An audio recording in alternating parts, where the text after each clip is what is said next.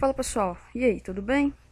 Então, essa aula aí vai tratar do conteúdo da semana do dia 23 até o dia 27, para a gente poder dar continuidade na nossa disciplina de ciências, certo?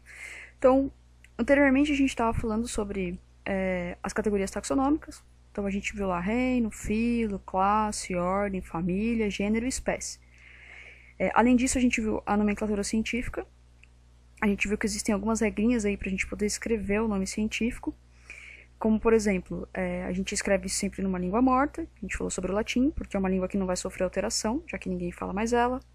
A gente viu que na nomenclatura científica, a gente falou que é uma nomenclatura binominal. Então ela trabalha com dois nomes, sendo que o primeiro nome se refere ao gênero e o segundo se refere à espécie, ou epíteto específico. A gente viu também que toda vez que a gente vai escrever isso, tem que estar destacado do texto. Então, quando a gente está escrevendo ali manualmente, a gente sublinha a palavra. Quando a gente está digitando, a gente utiliza o itálico. E a gente viu que também a gente tem que, quando vai escrever, a gente tem que colocar a primeira letra da primeira palavra maiúscula e todas as outras minúsculas, ok? Então, para hoje, a gente vai discutir um pouquinho sobre um tipo de classificação que a gente dá separando os seres vivos em reinos. Então, a primeira coisa que a gente vai fazer é classificar os seres vivos. Então, a gente vai ver algumas características que um ser vivo pode apresentar. Então, um ser vivo, ele pode ter como característica ali, para poder classificar ele como um ser vivo, a capacidade de crescer. Então, a gente observa, né, que os seres vivos se desenvolvem, eles crescem, e isso é uma característica deles. Outra coisa é a sua nutrição ou alimentação. Eles também podem apresentar reprodução, respiração, movimentação, entre outras coisas, e a principal delas aí é a presença de células, que a gente fala que é uma organização celular que esses seres vivos vão apresentar. Então, quando a gente for caracterizar os seres vivos em reinos, a gente vai levar em consideração as características principais, características anatômicas e características fisiológicas que eles apresentam, entre algumas outras. Então, a gente tem 5 reinos básicos aí. O primeiro reino que a gente vai ver é o reino chamado de reino Monera ou reino Bactérias. Então, nesse reino, a gente vai encontrar os organismos que são classificados como unicelulares, procariontes, autótrofos e, em alguns casos, heterótrofos. Então, os principais representantes que a gente tem aí são as bactérias e as cianobactérias, que antigamente eram chamadas de algas azuis. Então, as bactérias, elas podem ser encontradas isoladas, ou elas podem formar as colônias. Então, por exemplo, aqui na imagem a gente tem uma bactéria isolada, e aqui a gente está vendo que uma bactéria está se unindo à outra, porque são organismos unicelulares. Então, cada bolinha aqui seria uma bactéria, e aí quando elas se juntam, elas formam uma colônia, mas mesmo assim, cada uma é um organismo diferente. O segundo reino que a gente vai ver é o reino dos protistas. No reino dos protistas, a gente vai ter dois tipos de representantes também. A gente vai ter os protozoários, que vão ser classificados como seres unicelulares, eucariontes e heterótrofos. E além dos protozoários, a gente vai ter as algas protistas, tá? Cada uma tem a sua classificação aí, mas elas podem ser uni ou pluricelulares, depende do tipo de alga. Também vão ser eucariontes, mas aí a maioria delas vai ser, no caso, autótrofa, ok? Algumas vão ser heterótrofas, mas vão ser uma exceção à regra que a gente encontra aí nesse reino. O próximo reino é o chamado de reino fungi. Então, a gente tem aí como os principais representantes os cogumelos, aqui, ó, os bolores e as leveduras, tá? Que, no caso aí, são tipos de fungos que são microscópicos. Dentro do reino fungi, a gente vai encontrar organismos que podem ser uni ou pluricelulares, depende do tipo de fungo que a gente vai estar falando. Todos eles são eucariontes e são heterótrofos. O próximo reino é o reino vegetal. Nesse reino aí a gente vai encontrar organismos pluricelulares, eucariontes e autótrofos. Os exemplos aí são as árvores, os arbustos, a grama, que a gente encontra no nosso dia a dia. E o último reino que a gente tem é o reino animal. No reino animal, os organismos vão ser pluricelulares, eucariontes e heterótrofos. Aí qualquer animal que você lembrar, aí pode ser uma ave, uma água viva, um macaquinho ali.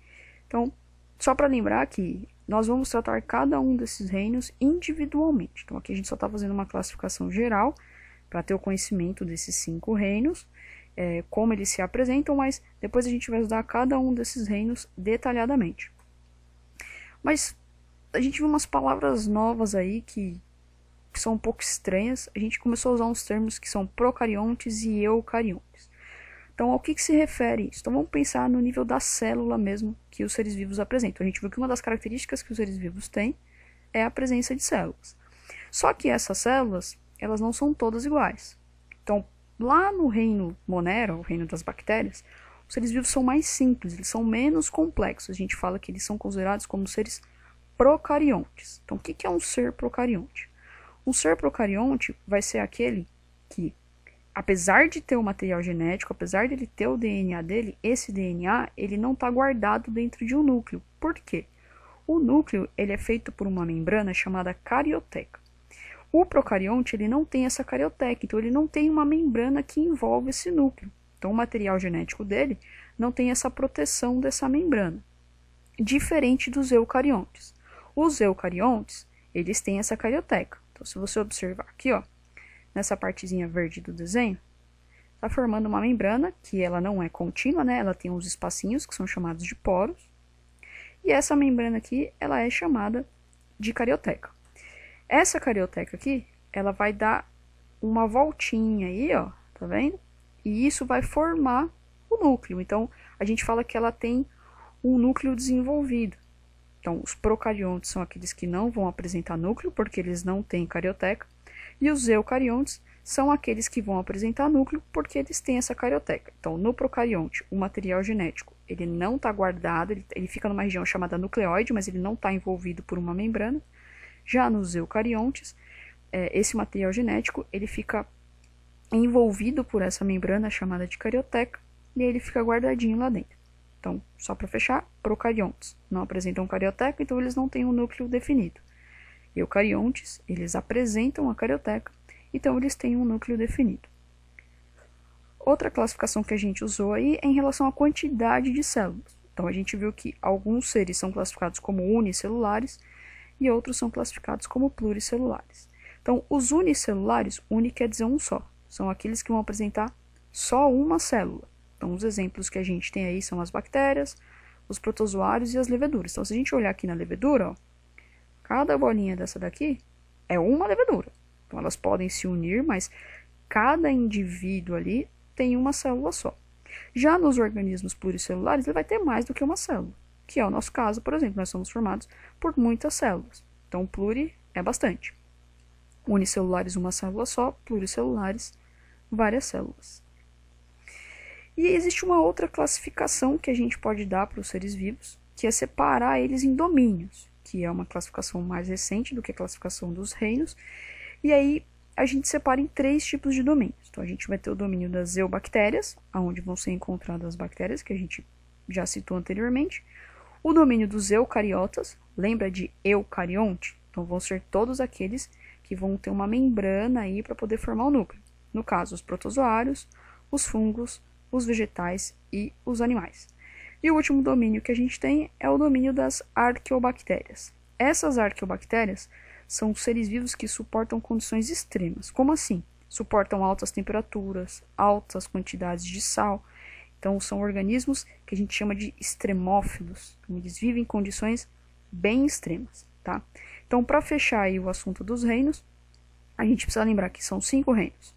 Reino Monera, ou das bactérias, reino protista, reino fungi, vegetal e animal. Então, essa é uma classificação mais antiga que a gente costuma usar, comparando os seres vivos de acordo com suas características anatômicas e suas características fisiológicas. O tipo de classificação mais atual é o que separa eles em domínios. Então aí a gente diminui, ao invés de ter 5 reinos, a gente passa para 3 domínios. Então tem o domínio das eubactérias, dos eucariotas e das arqueobactérias. Tudo bem, pessoal? Então espero que vocês tenham gostado aí. Bons estudos, preparem-se para fazer os exercícios.